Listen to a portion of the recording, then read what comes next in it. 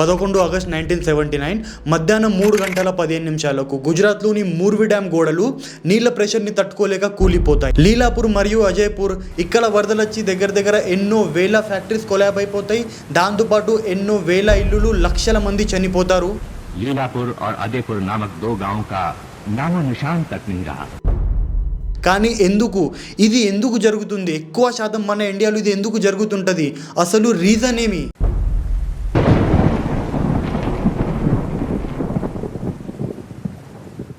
So మూర్విలో 149 years old British era bridge జూల్టోపూర్ ఎన్నో ఏళ్ల మెయింటెనెన్స్ తర్వాత గుజరాత్ పీపుల్ కొరకు ఈ బ్రిడ్జ్ ఓపెన్ చేస్తారు. ఓపెన్ చేసిన 5 days లోనే బ్రిడ్జ్ కొలాబ్ అయిపోతుంది. 5th ఆగస్ట్ 2022 రోజు బ్రిడ్జ్ కొలాబ్ అయి దగ్గర 135 మంది చనిపోతారు.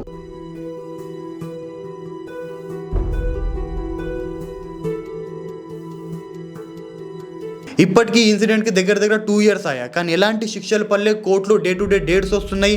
కాంట్రాక్టర్ వాళ్ళు ఓపెన్లీ తిరుగుతున్నారు, ఎవరికి ఎలాంటి శిక్షలు కాలే. అండ్ ఇంకొకటి 23 Feb 2024 బీహార్లోని భగత్పూర్లో గంగా పైన ఒక బ్రిడ్జ్ తయారు చేస్తూ స్టార్ట్ పెట్టిండ్రు, సుల్తాన్ గంజ్ అగవానీ ఘాట్. బట్ ఈ బ్రిడ్జ్ ఇప్పటికి దగ్గర 3 సార్లు కొలాబ్ అయింది. First time 27 April 2024, second time 4th June 2023 and third time 14th August 2023. 11 year construction, దాంతోపాటు 1,710 కోట్ల బడ్జెట్. ఇంకా బ్రిడ్జ్ ఓపెనింగ్ కూడా కాలే. బ్రిడ్జ్ ఓపెన్ కాక ముందే 3 సార్లు కొలాబ్ అయిపోయింది.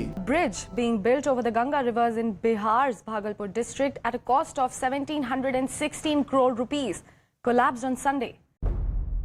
ప్రపంచంలోని one of the deadly dam failure Morvi dam failure. Dam collapse అవ్వడం వల్ల వరదలు వచ్చినాయి. వరదల్లో దగ్గర 25,000 మంది చనిపోయారు. బట్ అసలు ఇది ఎందుకు జరుగుతున్నది? ఇన్నిగానం డ్యామ్స్ కొలాబ్ ఎందుకు అవుతున్నాయి? మీకు అసలు గుర్తు, ఒక డ్యామ్ ది లైఫ్ లైన్ లేకన్నా దగ్గర 50 years మాత్రం ఉంటుంది. కానీ మన ఇండియాలో ఇప్పటికీ ఇలాంటి ఎన్నో డ్యామ్స్, ఇంకా ఇలాంటి ఎన్నో బ్రిడ్జెస్ ఉన్నాయి.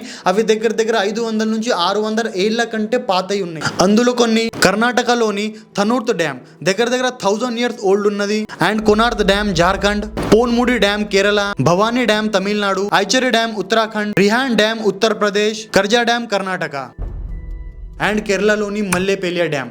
ఈ డ్యామ్ని కనుక మనం చూసినాం అనుకోండి, ఈ డ్యామ్ గోడల మీద క్రాక్స్ పడుతున్నాయి, వాటర్ లీకేజ్ అవుతున్నాయి. గనక ఈ డ్యామ్ కనుక కొలాబ్ అయింది అనుకోండి, దగ్గర 7 to 8 డిస్ట్రిక్ట్ కొలాబ్ అయిపోతాయి. దాంతోపాటు మ్యాక్సిమం 75 to 76 lakhs మంది చనిపోతారు. అండ్ ఇండియాలో టోటల్ 14 డ్యామ్స్ ఇలా ఉన్నాయి. అవి దగ్గర 500 ఏళ్ల కంటే పాతయి ఉన్నాయి.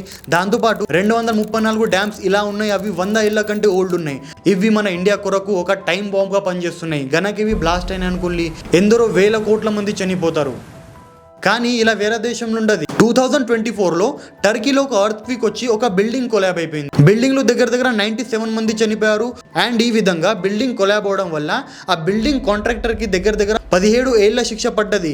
దాంతోపాటు దుబాయ్ లో ఒక సాలినేషన్ ప్లాంట్ రూఫ్ పడి దగ్గర 9 వర్కర్ చనిపోయిండ్రు. సో దీని కొరకు కాంట్రాక్టర్ కి దగ్గర 3 ఏళ్ళు శిక్ష, దాంతోపాటు 63 లక్షల కాంపన్సేషన్ కూడా ఇవ్వాల్సి వచ్చింది. మనం ఇండియాని దాంతోపాటు వేరే కంట్రీస్ ని చూసినాం అనుకోండి, అక్కడ ఇలా ఏం చేస్తున్న పనులు, మనకు ఇక్కడ ఏం పనులు జరుగుతున్నాయి, అక్కడ ఎలాంటి డ్యామ్స్ ఎక్కువ శాతం కొలాబ్ కావు. ఎర్త్ క్వేక్ కానీ భూకంపం ఇలాంటి వచ్చినాయి తప్ప నార్మల్ ఎలాంటి డ్యామ్స్ కానీ ఎలాంటి బిల్డింగ్స్ కానీ కొలాబ్స్ కావు. బట్ మన ఇండియాలో ఇలా ఎందుకైతే? ఒకసారి మనం అవుట్ ఆఫ్ కంట్రీ కనుక చూసినాం అనుకోండి, యుఏ గవర్నమెంట్ టెండర్ పాస్ చేయక ముందు తన కాంట్రాక్ట్ ని ఇలాంటి ఒక వెబ్సైట్ లో ఇష్యూ చేస్తుంది. ఇవి టెండర్ ఒక లా ప్రకారం ఇవ్వడం జరుగుతుంది. ఎవరికి పడితే వారికి ర్యాండమ్ కాంట్రాక్టర్ కి ఇవ్వరు.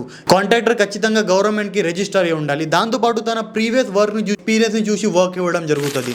అంటే అతని ఎక్స్పీరియన్స్ ఎందుకు లెక్క శాతం ఉన్నాయి. వాడు బ్రిడ్జ్ తయారు చేస్తారా, లేకపోతే రూఫ్ తయారు చేస్తారా, లేకపోతే రోడ్లు వేస్తారా, లేకపోతే డ్యామ్స్ తయారు చేస్తారా, దీని ప్రకారం మాత్రం టెండర్ ఇచ్చే జరుగుతుంది. బట్ మన ఇండియాలో ఇలా ఉండదు. ఎవరికి పడితే వాళ్ళకి ఇచ్చేస్తారు. దాంతోపాటు ఒక స్ట్రిక్ట్ రూల్ ఉంటుంది. ఎన్ని రోజులలో తన వర్క్ కంప్లీట్ చేస్తారు. గనక వాడు ఇచ్చిన టైంలో గనక అతను తన వర్క్ ని కంప్లీట్ చేయకపోతే వాని మీద జైలు శిక్ష కూడా అవుతుంది. బట్ మన ఇండియాలో ఇలా ఉండదు. మీరు కనుక ఒక పల్లెటూరులో ఉండి మీ మామ కానీ, మీ బాబాయ్ కానీ, మీ నాన్న కానీ కనుక సర్పంచ్ కింద ఉంటే మీకు నాలీల టెండర్ వచ్చేస్తాయి, మీకు రోడ్ల టెండర్ వచ్చేస్తాయి, మీకు ఎలక్ట్రిక్ పోల్స్ టెండర్ వచ్చేస్తుంది. మన దేశంలో ఎలాంటి రూల్స్ ఉన్నాయి, ఎవరికి పడితే వాళ్ళకి టెండర్ ఇచ్చేస్తారు.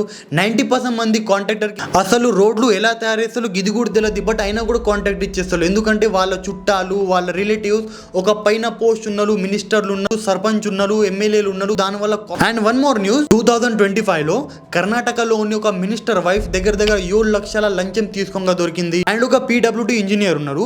అండ్ ఆ పీడబ్ల్యూడీ ఇంజనీర్ టోటల్ నెట్వర్క్ వచ్చేసి దగ్గర 200 crore rupees, 200 కోట్ల రూపాయలు ఓన్లీ నెట్ వర్త్ ఉన్నది. వాని దగ్గర లగ్జరీ కార్స్, వానికంటూ ఒక బంగ్లో, వానికంటూ ఒక స్కూల్ కూడా ఉన్నది. అండ్ ఈ పీడబ్ల్యూడి ఇంజనీర్ సాలరీ వచ్చేసి దగ్గర 60,000 మాత్రమే. అయినా 200 కోట్ల ప్రాపర్టీ ఎక్కడికి వచ్చింది? సో ఇలా కాకూడదంటే మనం ఏం చేయాలి? ఇక్కడ మనది కూడా చాలా పెద్ద తప్పు ఉన్నది గవర్నమెంట్తో పాటు. ఎందుకంటే మనమే హిందూ ముస్లిం అవి ఇవి అనుకుంటే ఇవి గొడవల మధ్యలో ఉన్నాం కాబట్టి మనం వీటి మీద ఫోకస్ చెయ్యం.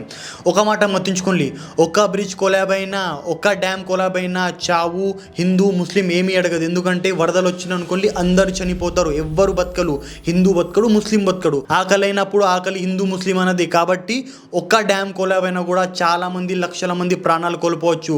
కాబట్టి ఎల్లప్పుడు వీటి గురించి మాట్లాడుండి, వీటి గురించి వీడియోస్ తీయండి, వీటి గురించి కాంటెంట్ క్రియేట్ అయ్యి, వీటి గురించి అడుగుండి.